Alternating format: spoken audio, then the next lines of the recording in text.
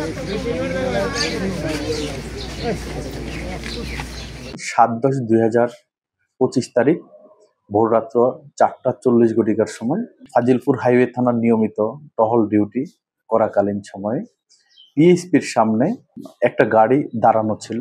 তো আমাদের টহল টিম উক্ত গাড়ি আপ ডাউন করতে দেখে ওইখানে বা অবস্থান করতে দেখে ওইখানে ঘটনাস্থলে যায়। গিয়ে দেখে যে ওই ঘটনাস্থলে গিয়ে দেখে যে গাড়িতে 3জন লোক আছে আর 3জন লোক দৌড়ে পালাই গেছে। তখন আমাদের সন্দেহ হলে আমরা 3জন লোককে ধৃত করি এবং গাড়ি তল্লাশি করে তার ভিতরে আমরা চাকু, রশি এবং মোবাইল ফোন পাই। তারপর তল্লাশি করে এবং তাদেরকে জিজ্ঞাসাবাদ করে জানতে পারি যে তারা ডাকাতি করার উদ্দেশ্যে মূলত এই মহাসড়কে অবস্থান করতেছে। এই ডাকাতির বিরুদ্ধে আমাদের ফাজিলপুর হাইওয়ে থানা বরাবরই সোচ্চার ছিল, আছে এবং থাকবে। এই মহাসড়ক নিরাপদ রাখার জন্য আমরা আমাদের কার্যক্রম চলমান রেখেছি।